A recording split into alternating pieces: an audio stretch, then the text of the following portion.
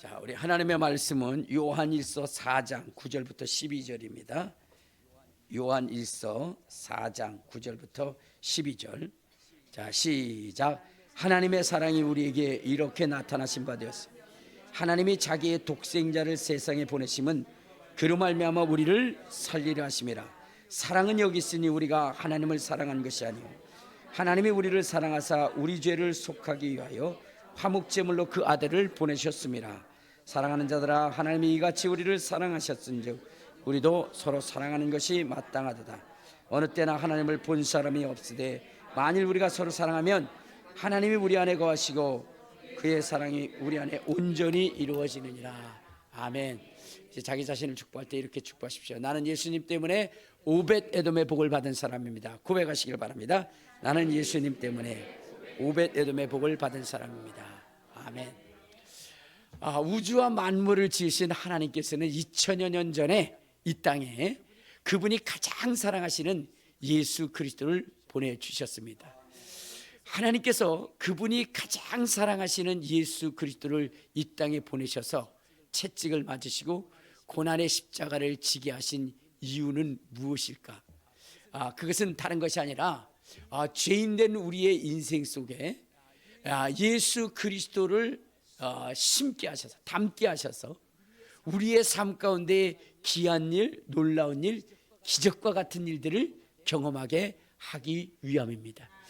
우리 예수님께서는 이렇게 말씀하셨어요. 나를 믿는 자는 나의 하늘 날 이룰 것이요 이보다 큰 일을 행하리니 이는 내가 아버지께로 감이라 라고 말씀을 하셨거든요. 그러니까 우리 예수를 믿는 우리 신앙생활이라고 하는 것은 어떠한 삶을 살았냐면 예수님의 삶, 예수님이 행하셨던 그 삶을 우리가 행하며 나가는 것입니다.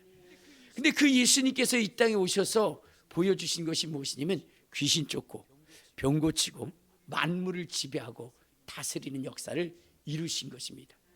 즉 귀한 일, 기적과 같은 일, 놀라운 일을 행하셨다는 거예요. 여러분, 그분은 보리떡 5개와 물고기 2마리로 5,000명을 먹이셨고 풍랑이 일어 제자들의 배가 침몰할 그때에 주님께서는 물 위로 올라오셔서 그 풍랑을 잠잠케 하신 분이십니다. 그러니까 놀라운 일들, 기적과 같은 일들을 행하셨어요.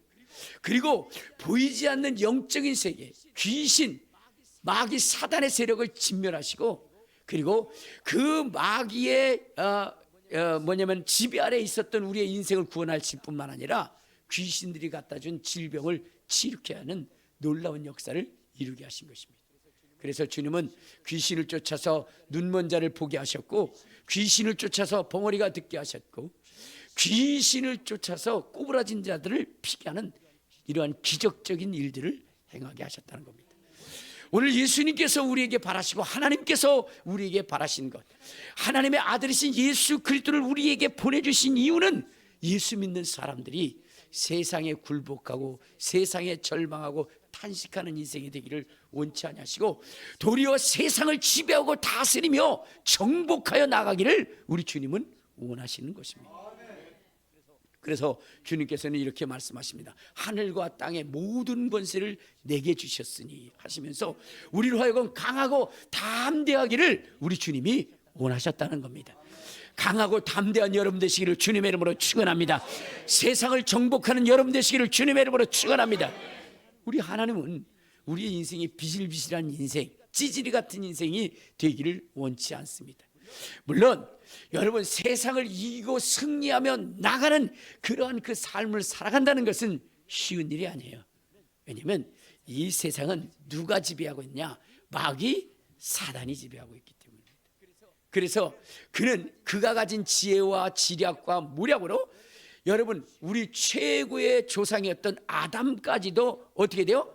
넘어뜨리고 쓰러뜨리는 그러한 일을 행한 자이기 때문에 우리 쑥맥 같은 우리의 인생, 죄인인 우리의 인생, 죄 많고 허물 많고 실수가 많은 우리의 인생이 그들을 이긴다는 것은 쉽지 않은 것이죠. 그러나 여러분, 예수 그리스도가 계시면 능히 이길 수 있다는 것을 보여주셔서 우리로 예수를 믿게 하시고 그 예수를 통하여 세상을 정복하기를 우리 주님 원하셨기 때문에 2000여 년 전에 예수 그리스도를 이 땅에 보내주신 것입니다. 할렐루야, 할렐루야. 그러므로 예수님이 여러분의 심령 안에 거하시면 능히 세상을 정복하고 다스릴 수 있다는 것을 잊지 마시기를 주님의 이름으로 축원합니다. 주님의 이름으로 축원합니다. 유정복 그 사모님은 굉장히 순수하신 분이에요. 아주 순수하실 뿐만 아니라 쑥맥 같은 분이었어요. 쑥맥 같은 분. 그런데 그분이 어느 날 이 친구로부터 이야기를 듣는데 그 친구가 이민을 가게 됐다는 거예요. 이민을 가게 됐다는 거예요. 그러므로 만나자고 이야기합니다. 이 사모님은 그 친구로부터 많은 사랑을 받은 사람이에요. 그래서 그 친구가 이민 갈 때에 그 친구에게 선물을 주고 싶은 거예요. 가장 의미 있고 귀한 선물을 주고 싶은데 그분이 가진 것이라고 하는 것은 뭐 별로 없지요. 그래서 그에게 무엇을 주기를 작정을 했냐면 십자가를 주기로 했어요. 십자가. 그래서 십자가를 하나를 아주 고이 싸가지고 그리고 그것을 가지고 나갔습니다.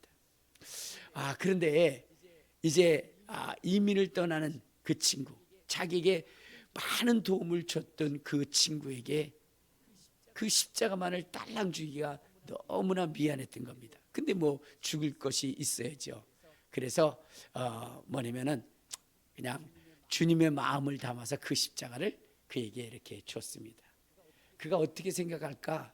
그러한 그 생각을 하면서 그걸 줬는데 그 친구가 그 십자가를 보면서 그러면서 눈물을 흘리는 거예요. 눈물을 흘리는 거예요. 그러면서 이렇게 얘기합니다. 너에게 있어서 이 십자가가 얼마나 소중한 것인데 나에게 주었느냐고. 너무 고맙다고 얘기해요. 왜냐하면 그 십자가는 어떤 십자가였냐면 그가 성경 암송대회에 나가서 1등을 한, 그래서 탄 그러한 부상으로 받은 십자가였어요.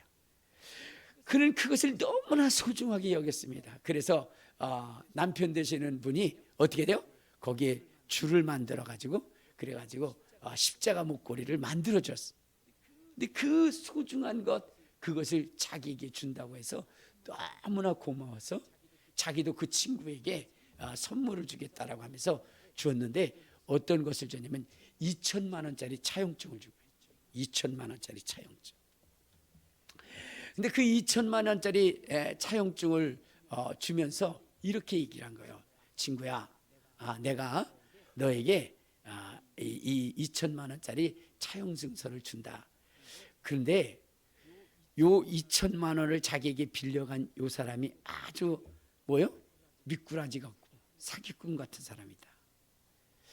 이 돈을 준다고 하면서 차일피일 미루는데 내가 이민 간다는 것을 알고 자꾸만 미루고 있어.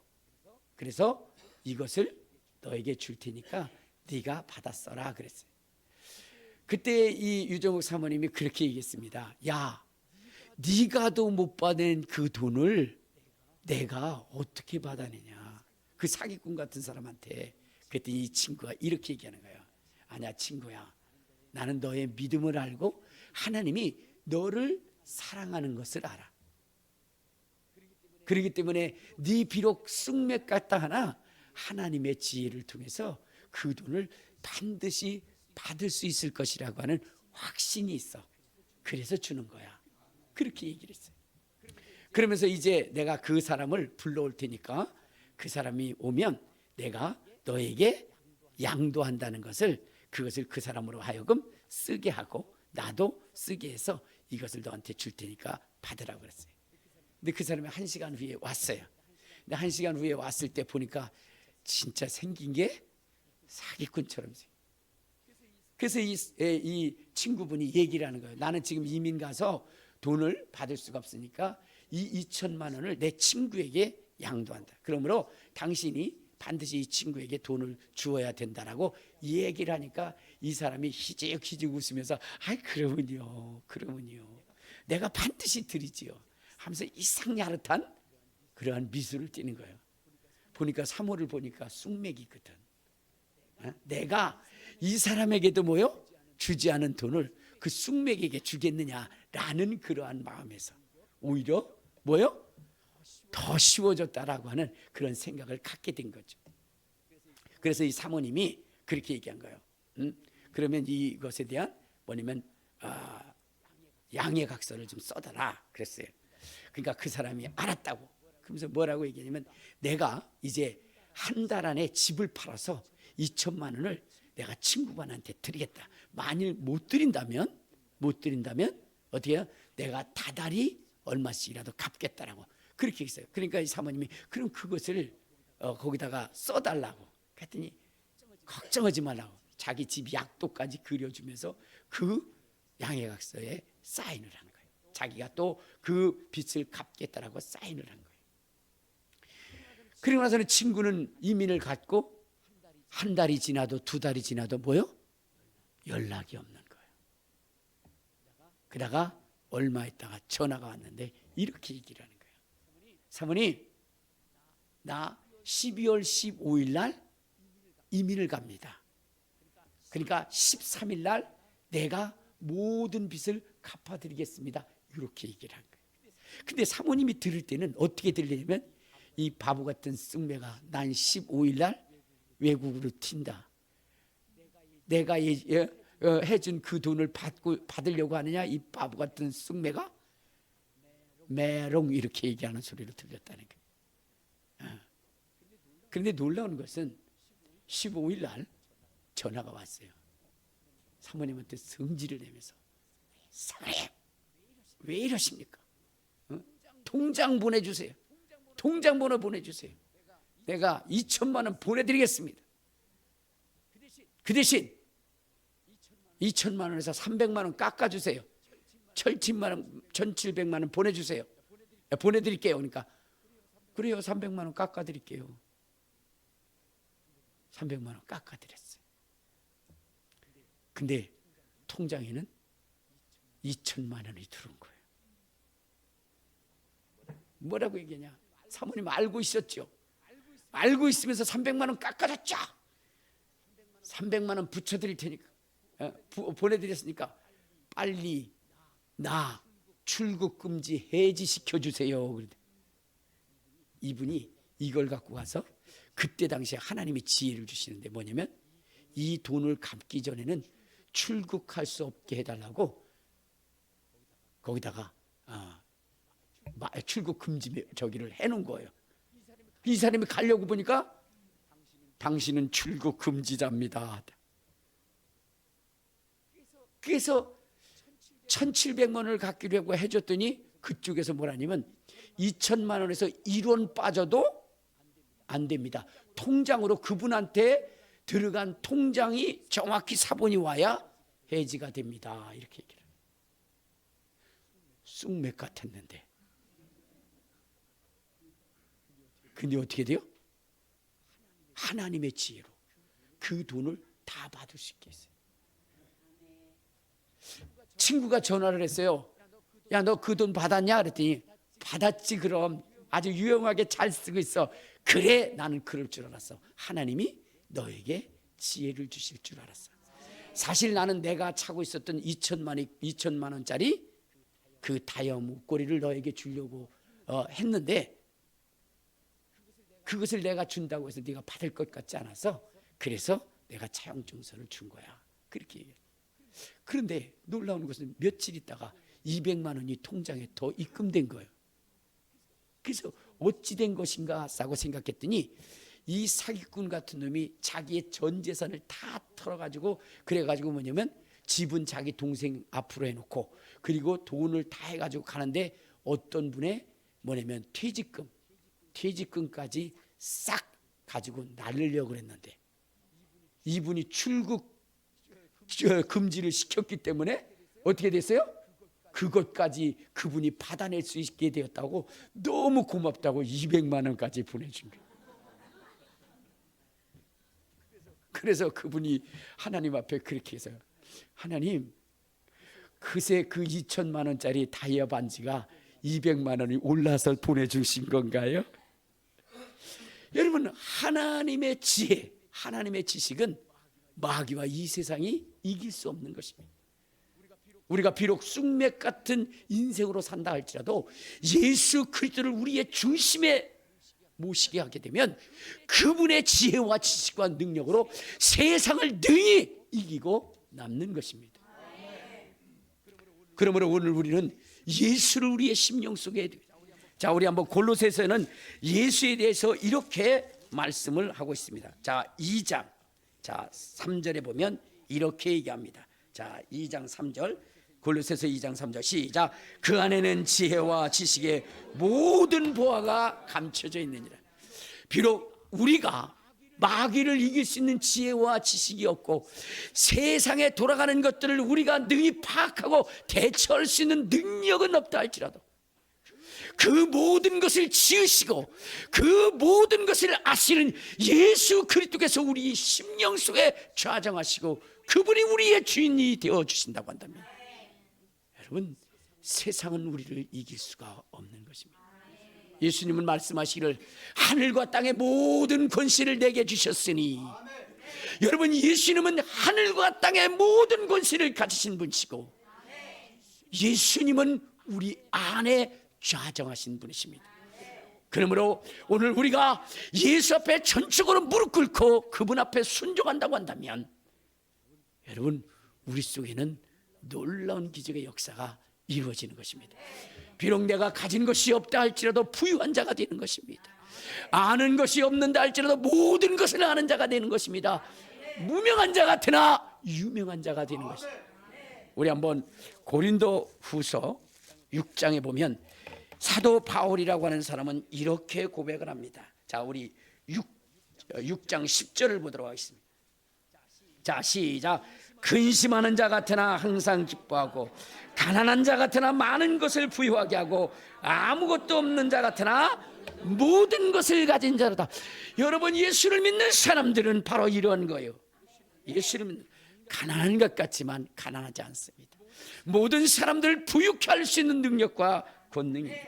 아무것도 없는 것 같으나 그러나 필요할 때마다 모든 것을 공급받을 수 있는 사람들이 바로 예수를 믿는 사람들입니다. 무명한 자 같으나 유명한 자가 되는 것입니다. 오늘 이 예수를 여러분의 중심에 세우시기를 주님의 이름으로 축원합니다. 주님의 이름으로 축원합니다. 예수를 믿으면 바보라고 생각하고 쑥맥이라고 생각하지만 그러나 예수 안에 있는 모든 것을 갖게 하는, 주님은 말씀하시기를 믿는 자들에게 능치 못함이 없느니라 라고 했습니다. 아무것도 없을지라도 여러분 모든 것을 마음껏 쓸 수 있게 되어지는 것이 예수 믿는 사람들의 의무고 권리고 능력이라는 것입니다. 하나님은 우리에게 2000여 년 전에 예수 그리스도를 보내주신 것은 여러분 예수의 이름을 통해서 영적인 세계를 움직이고 우리의 삶 속에 귀한 일, 놀라운 일, 기적 같은 일을 통해서 하나님의 살아계심을 증언하고 만인이 그 하나님을 찬양하며 하나님께 영광 돌리기를 원하시는 것입니다. 오늘 예수를 중심에 모시고 귀한 일, 놀라운 일, 기적 같은 일을 행함으로 하나님께 영광 돌리는 저와 여러분 되시기를 주님의 이름으로 축원합니다. 주님의 이름으로 축원합니다. 이 유정욱 사모님이 이제 시집을 가게 되는데 종갓집으로 시집을 가게 됩니다. 남편은 사업을 하시는 분이에요. 그런데 이 사모님이 자기의 가진 바 믿음, 자기 안에 있는 예수를 남편에게 어떻게 됐어요? 전해줬어요. 그때 그 남편의 심장이 터질 것 같다. 그래서 그는 사업을 정리하고 어떻게 하냐? 신학교를 가게 돼. 그랬더니 난리가 난 거예요.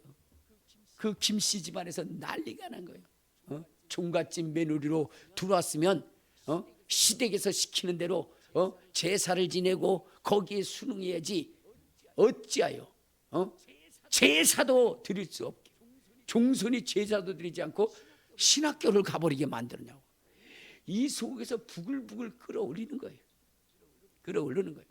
자, 그런데도 시어머니가 거기까지는 참았는데 도저히 참을 수 없는 일을 또 벌여놓은 거예요. 그것은 무엇이냐면 바로 그 시누이, 그 집안에 그 시누이 이쁜 딸이 있어요. 공부도 잘하고 너무나 이쁘고 귀하게 여기는 그 딸이 예수를 믿게 되는 거예요. 누구 때문에? 일종욱 사모님 때문에. 그러니까 속이 있는 대로 뒤집어지는 거예요. 근데 더 이 시어머니를 뒤집어 놓은 것은 그 딸이 그래도 편하게 살고 편한 직장을 얻게 하기 위해서 공부를 열심히 시켰어요. 그래서 공부를 잘하게 해가지고 그래가지고 편한 직장 교사가 되게 하기 위해서 학교를 보내가지고 이제 임용고시를 보려고 하는데 임용고시를 보러 가지를 않는 거예요. 왜? 이게 임용고시가 언제 있어요? 주일날 시험을 보거든. 그러니까 주일날 시험을 보아야 되니까 자기는 주일을 범할 수가 없다. 그리고 시험을 보러 가지 않는 거예요. 딸의 행복을 위해서 모든 뒷바라지를 해주고 편한 직업을 갖게 하기 위해서 그렇게 했는데 그 희망조차도 다 끊어버리게 되니까 어떻게 됐어요? 두 사람을 내쫓아버렸어. 내쫓아버렸어. 이제 너희들 다 필요 없다. 그래서 이제 뭐냐면은 어떻게 해요? 사모님은 신우와 함께 이제 나왔어요. 거처할 것이 없는 겁니다. 집을 얻어야 되는데 돈이 있어야죠. 부동산 앞을 딱 지나가는데 부동산 업자 되시는 분이 나오는 거예요. 그래서 그분한테 얘기했어요. 뭐라냐면 아저씨 우리 집을 구하려고 하는데 방이 2개 있는 집을 구해주세요. 얼마만 되죠? 그랬더니 1,000만 원이라고 그러는 거예요. 지금은 싸지만 지금은 1,000만 원이 아니지만 옛날에는 굉장히 큰 돈이었죠. 근데 1,000만 원이 그에게 있나요? 그에게는 돈 10만 원밖에 없어요. 아저씨한테 얘기합니다. 아저씨, 우리에게는 1,000만 원이 없어요. 10만 원밖에 없어요.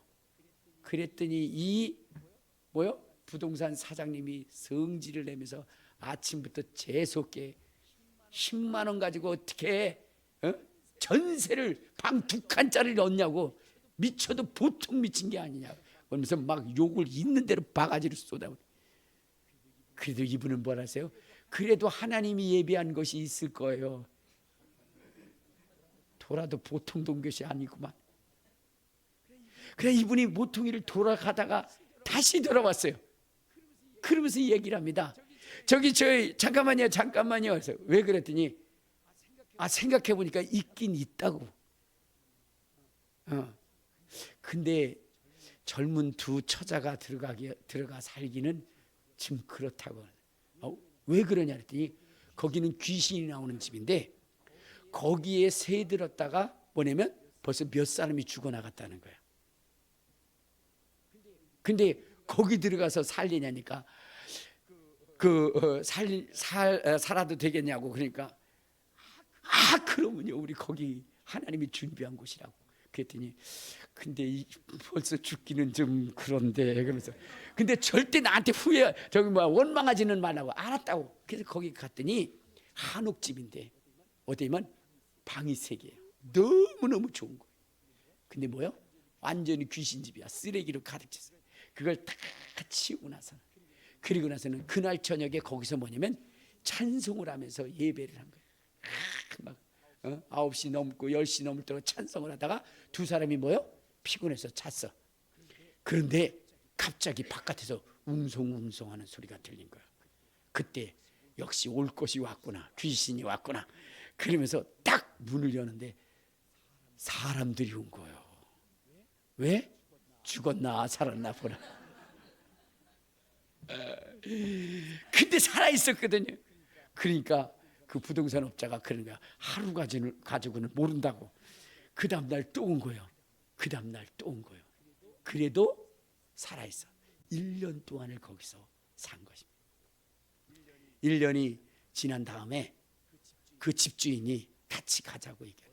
어디를 가냐니 아주 새 아파트인데 전세 1,000만 원짜리 그 아파트를 보여주는 거예요. 그러면서 여기서 살라고.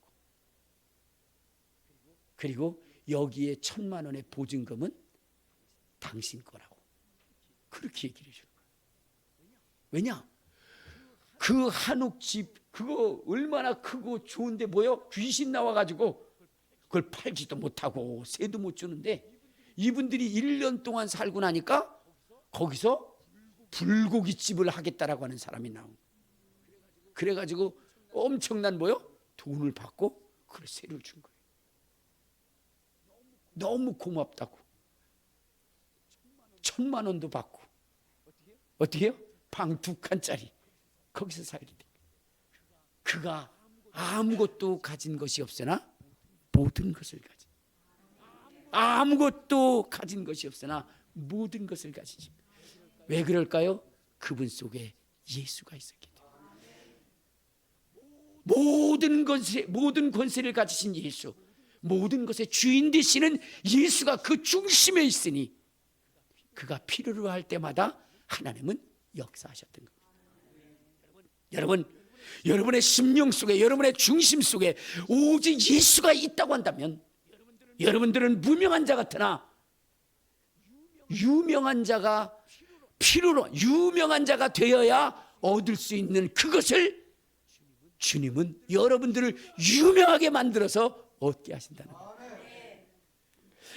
여러분들이 아무것도 가진 것이 없다 할지라도 가진 것이 있어야 얻을 것이 있다면 주님은 예수를 통해서 여러분들을 가진 것으로 만들어 주신다는 거예요. 어느 때? 예수가 여러분의 중심의 주인이 될 때 말이에요. 여러분, 예수가 여러분의 중심에 있어야 되는 것입니다. 예수를 위해서 목숨을 거는 사람들이 되어야 됩니다. 근데 오늘날 여러분, 하나님의 귀한 일, 놀라운 일, 기적 같은 일들을 여러분 예수 믿는 사람들이 체험하지 못하는 것은 여러분의 심령 속에 예수만 있어야 되는데 예수가 있지 않다는 거예요. 껍데기뿐인 예수, 아무것도 행할 수 없는 예수, 그저 옆구리에 한 구석에 쳐넣는 그 예수, 그 예수를 가지고 있었다는 거예요. 그렇기 때문에 기적의 역사가 일어나지 않는다는 겁니다. 저는 손배원 목사님의 손현범 목사님의 그 간증을 듣게 됩니다. 근데 여러분, 그분은 첩외자식으로 태어났어요.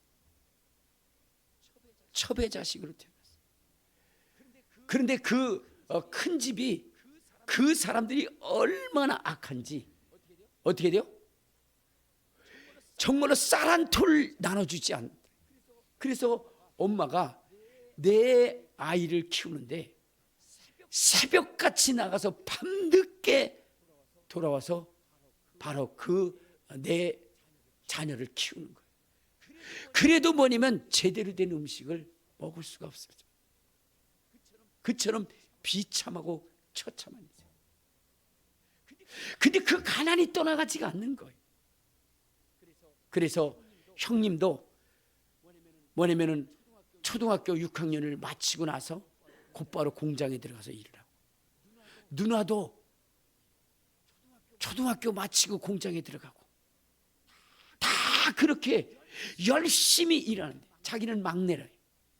열심히 일하는데 자기 집은 조금도 형편이 펴지지 않는다. 그래도 뭐냐면은 엄마는 그래도 내 자식 중에 하나는 공부를 시켜야 된다라고 생각을 해서 그를 중학교를 보내게 됩니다. 중학교를 갔는데 어떻게 했어요? 다른 애들은 다 교복을 입고 그 다음에 운동화를 신고 그리고 왔지만 자기는 뭐냐면 고무신, 까만 고무신을 신고 온 거예요. 그리고 앉았는데 어떻게 됐어요? 남녀공학에서 남자 한 줄 여자 한 줄 이렇게 앉았는데 자기 짝꿍이었던 여자아이가 냄새나고 더럽고 구역질 나는 애가 자기 옆에 앉았다고. 뛰어나가면서 자리 바꿔주지 않으면 학교 오지 않겠다라고 하는 그러한 이야기를 들었어요. 자기는 너무나 비참하고 처참했다는 거예요. 죽고 싶었다는 거예요. 동네에 가면 첩외자식이라고 놀림을 받았고, 학교에 가면 더러운 애라고 해서 그래서 그와 같이 자리를 앉지 않겠다라고 얘기하고, 정말로 자기의 인생은 너무나 비참했는데 그날도 학교를 가려고 어떻게 됐어요? 딱 거울 앞에 섰는데, 거울 앞에 선 자기를 보니까 도저히 세상에 희망이 없더래. 희망이 없더래. 나는 이 세상에 희망이 없는 인생이구나 생각하는 순간에 눈에서 눈물이 펑펑 쏟아지는 거예요. 죽고 싶었던 거예요. 그런데 그때 그에게 희망적으로 들려온 한 생각이 있어요. 그건 뭐냐면 친구가 그렇게 교회를 가자고 그랬다. 근데 나는 교회 가지 않는다. 왜냐면 엄마 아빠가 그렇게 뭐냐면은 절에 아주 그냥 열성당원이었는데 내가 갈 수는 없다. 네가 만약에 교회 가면 죽는다 해가지고, 그래가지고 교회를 가지 않았는데 그날은 그 생각이 나는 거예요. 그래서 교회를 갔습니다. 교회를 갔는데 가자마자 환영받을 줄 알았더니 전도사님이라는 분이 있는 대로 욕을 하더래요. 바가지로 욕을 하더래요. 어떻게 교회를 오는데 그렇게 말이야 흙덩이가 된 신을 신고 오고 옷도 그렇게 지저분한 것을 입고 왔냐 그러면서 막 제대로 닦지도 않고 왔다 그러면서 막 욕을 하는데 어떻게 됐어요? 세상에서도 욕을 먹고 교회에서도 욕을 먹고. 근데 그분은 그래도 교회에 어떻게 했어요? 그대로 앉아서 예배를 드렸다는 거예요. 여러분들 같으면 어때요? 더러워서 못 있겠다, 교회도 이런 곳인가 하고 나갔을 거예요. 근데 그분은 끝까지 앉아 있었던 이유는 뭐냐? 그는 세상에도 욕을 바가지로 먹었기 때문에, 그리고 한 번도 교회 가본 적이 없기 때문에 교회는 이런 것인가 해가지고 오자마자 욕하는 곳인가 보다 해가지고 그냥 앉아 있었다는 거예요. 그리고 자기는 하도 욕을 먹어서 그런 것이 상처가 되지 않는다는 거예요. 여러분 제발 교회 와서 상처받지 마시길 바랍니다. 시험 들지 마시기를 바랍니다. 조그만 일에 교회가 왜 이래 이렇게 하지 마시길 바랍니다. 그러면 은혜를 받을 수 없어요. 그분은 그 이후로부터 예수를 믿기 시작하면서 그러면서 하나님을 만나는데, 하나님을 만난 다음에 여러분 자기의 자존감이 높아져요. 첩의 자식이라는 그러한 이야기. 가난한 자식. 자기 그 마을에 120호가 있는데 그 중에 가장 가난한 집이 누구냐? 자기의 집이었고 항상 손가락질 받는 곳이 자기의 집이었다. 정말로 살아가는 것이 지옥 같았는데, 그런데 예수를 믿고 나니까 여러분 그 모든 허물들이 싹 벗겨지는 거예요. 그러면서 놀라운 자신감이 생기고 자부심이 생기더라고요. 그러면서 그는 비록 내가 지금 아무것도 가진 것이 없으나 하나님이 역사하실 것이라, 하나님이 자기를 하나님의 종으로 세울 것이라고 그렇게 고백하면서 가는 그가 이제 어디요? 고신대학교 신학대학에 원서를 내게 됩니다. 그때 합격을 하게 돼요. 등록금이 60만 원. 엄마는 정말로 그가 예수 믿는 것에 대해서 뭐냐면 아주 학을 띠고 욕을 하고, 아무튼 있는 대로 욕을 하는데, 이 경상도 분들의 대부분 욕하는 게 뭔지 아십니까? 이 새바닥이 만발이나 빠져 뒤진 놈이라고 하는, 새바닥이 만발이나 빠져. 그러면서 그렇게 욕을 했는데, 그랬는데 신학대학을 간다고 하니까 엄마가 뭐는 해주고 싶었던 거예요? 등록금을 해주고 싶었던 거예요. 왜냐? 자기의 그러니까 큰엄마 집이죠. 거기에 자식들, 그리고 자기의 네 자녀, 그들 중에 한 사람도 대학 간 적이 없어요. 근데 자기의 막내 아들이 대학 간다 보니까, 그게 신학대학인지 무슨 대학인지 모르지만 어쨌든 대학 간다고 하니까 어떻게 돼요? 그 대학만 간다고 하면 어떻게 돼요? 그 중에 대학 간 자식 둘 엄마라는 그러한 그 생각 속에서 그를 대학에 보내고 싶었던 거예요. 그래서 등록금을 얻으러 다니는데 어떻게 돼요? 누구 하나 빌려주는 사람이 없어요. 그래가지고 작은아버지 집에 갔습니다. 가가지고 이제 우리 막내 아들이 대학에 가게 됐다. 저놈이 합격을 해가지고 대학을 가게 됐다. 그러면서 돈 좀 달라고 그러려고 그랬더니 그 작은아버지가 뭐라 그러냐면, 야, 네가 대학 간다고? 너 대학이라는 데 가면 어떻게 되는 줄 아나? 우리 아들 하나 대학 갔잖아. 논 30마지기 팔아야 된다. 그때는 그렇게 됐었어요. 근데 네 돈 한 푼 없는 네가 대학 간다고? 그러면서 뭐라냐면, 네가 대학 가면 내가 나이탑불로 여기 불을 붙여가지고 요걸 가지고 내가 하늘나라로 가겠다. 그렇게 얘기를 해요. 그러면서 네가 그렇게 밤낮으로 하나님 살아계시다라고 그렇게 인정했던 그 하나님이 살아계시면 지금 돈을 너한테 쏟아 부어줘야 되는 거 아니냐? 꿈 깨라. 그러면서 모욕을 준 거예요. 그래서 이 목사님이 어떻게 돼요?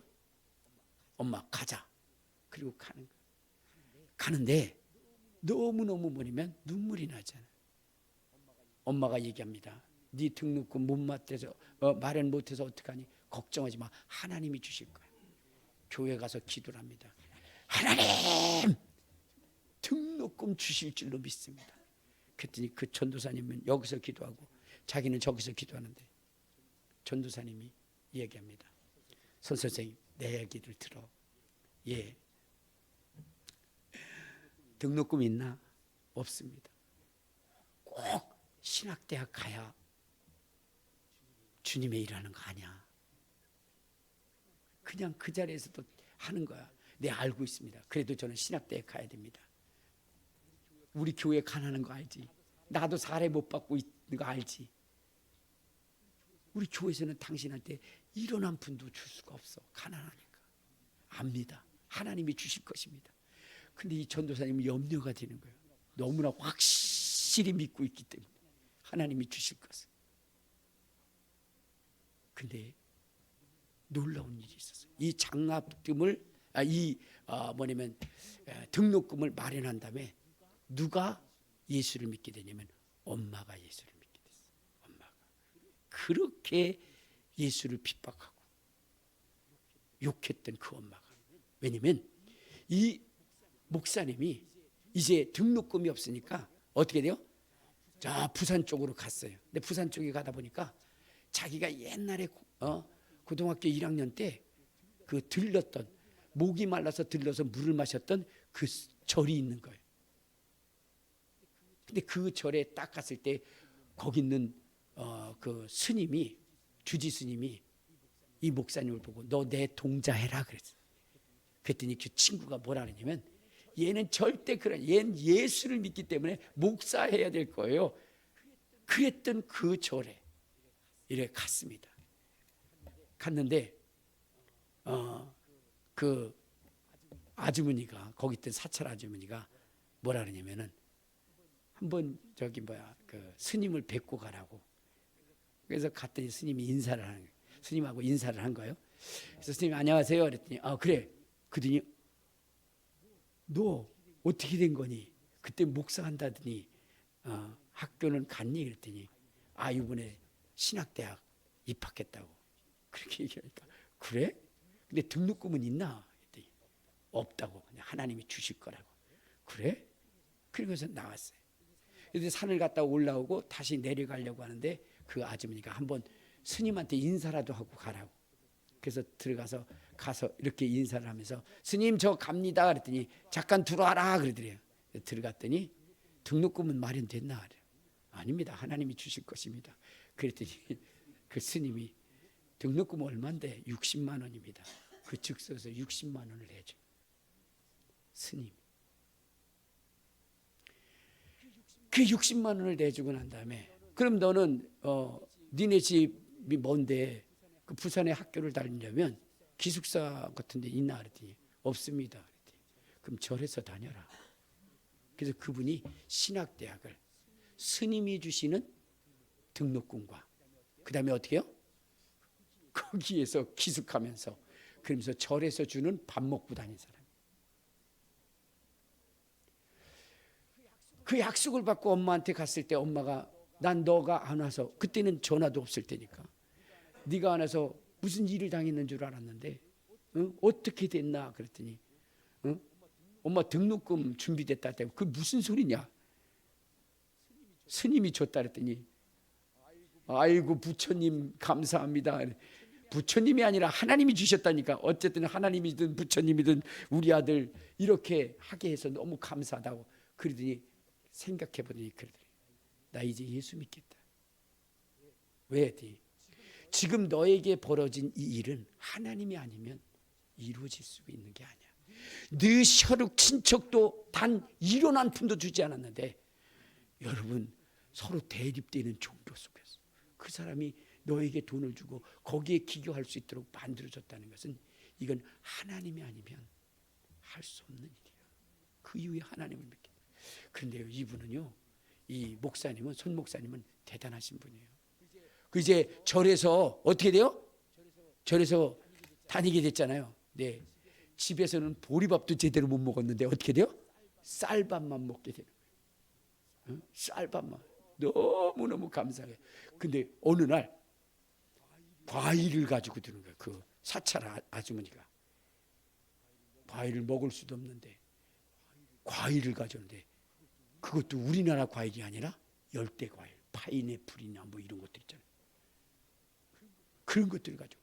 근데 여러분들 그분이 얘기하는데 한번 절에 있어 보니까 신도들이 49제를 드리러 올 때에 어떻게 돼요? 그 과일값만 가져오는 게 60만 원이에요.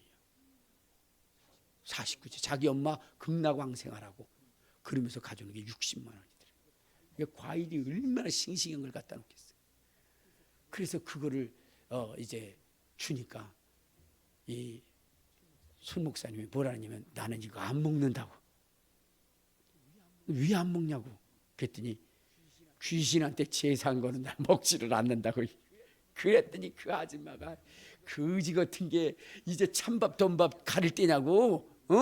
주면 먹는 대로 고맙다고 그러고 처먹어야지 그게 뭐 하는 거냐고. 그러면서 성질이면서 그걸 가지고 나갔어. 그 다음날 또 과일을 가져온 거예요. 그래서 내가 귀신에게 한 거는 안 먹는다 그랬잖아요. 그랬더니 아니 그게 아니라 스님한테 얘기했더니 제사하기 전에 갖다 주라 그래서.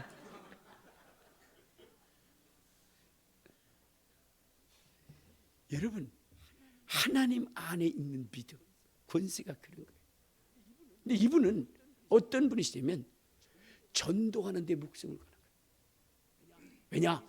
예수가 자기 안에 들어왔을 때에 그 하나님의 아들이신 예수가 십자가에 못 박혀 피 흘려 죽으신 이유를 아는 거예요. 왜 죽으셨는가? 지옥 갈 우리의 인생을 구원하시기 위해서. 그분이 죽으신 거예요. 그분이 죽지 않으면 우리가 그 지옥에서 벗어날 수 없다는 것을 하나님이 아시고 그 속에 그 무서운 지옥의 형벌에서 우리를 구원하시기 위해서 하나님의 가장 사랑하는 자 예수 그리스도를 보내줘 죽게 하신 거예요.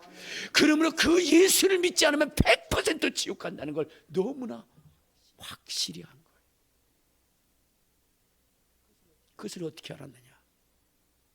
어느 날 하나님께서 환상을 보여주신 거예요. 너는 전도해라. 그때 주님 수많은 사람들이 예수를 믿는데 내가 또 전도해야 할 이유가 있을까요?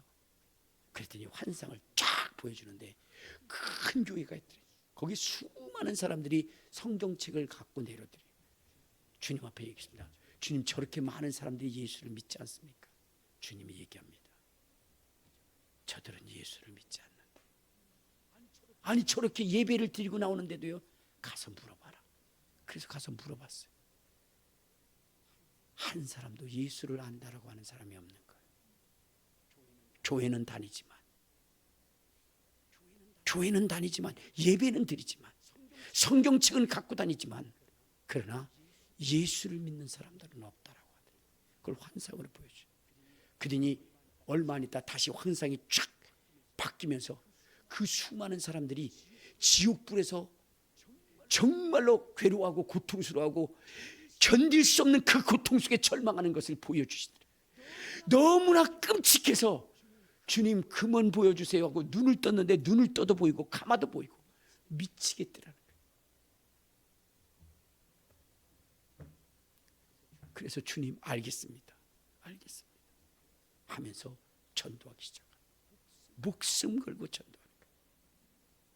여러분 지금 교회는 많고 성도들은 많다고 하나 진정한 성도가 아니에요.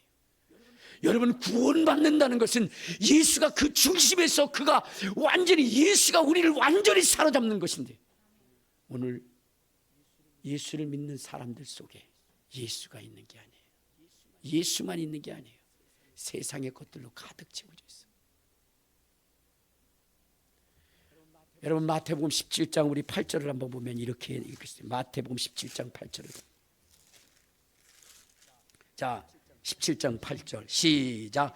제자들이 눈을 들고 보매 오직 예수에는 아무것도 보이지 않다. 신앙이라고 하는 것은 예수 외에는 없는 겁니다. 이스라엘 백성들에게 있어서 모세와 엘리야는 너무나 중요한 존재였어요. 그러나 하나님이 이 변형산승을 통해서 보여주고 싶은 것은 모세도 아니고 엘리야도 아니고 오직 예수라는 것, 그 예수라는 것, 그것만 보여주고 그것만 알게 하고 그것만 체험하게 하기를 원하셨던 것입니다. 그러나 오늘날 교회 속에는, 예수를 믿는다는 사람 속에는 예수가 없다는 겁니다. 세상의 명예와 부귀와 돈과 성공과 쾌락과 즐거움으로 가득 채워져 있지.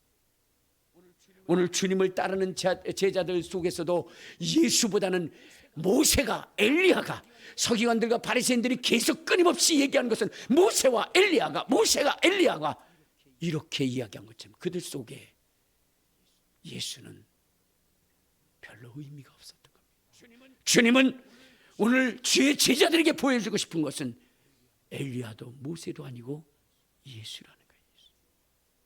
예수에는 아무도 보이지 않았다. 여러분 우리 그리스도인들에게 정말로 귀한 일, 놀라운 일, 기적 같은 일이 여러분의 삶 가운데 일어나게 하기 위해서는 예수 외에는 없어야 돼요. 예수.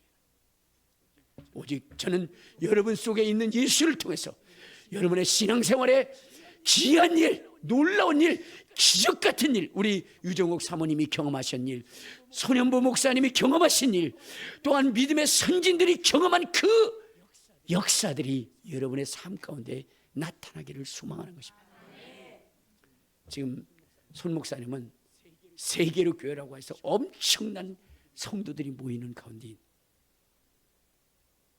거기에 담임 목사예요. 근데 그분에게는 오직 예수만 있는 거예요. 그분은 예수를 받아들이고 오직 예수 앞에 순교하고 싶었어요. 예수 때문에 죽고 싶었어요. 성경에 보면 뭐라고 있어요? 사나 죽으나 주님의 것이거든. 예수를 위하여 죽는 것이 그의 소망이었어요. 네, 뭐냐면 예수를 위해서 죽을 수 있는 그 시대가 있었어요. 언제? 일제시대 때. 그래서 누구죠? 주기철 목사님은 그때 순교했죠. 근데 자기가 보니까 어때요? 이미 일제시대는 가버린 거야. 그래서 다음에 생각해 보니까 6.25 때 손양훈 목사님이 순교를 하신 거예요. 그런데 이제 자기가 예수를 믿고 나서 보니까 6.25도 끝난 거예요. 그래서 이제 자기가 할 수 있는 것은 뭐냐? 전도하다 죽는.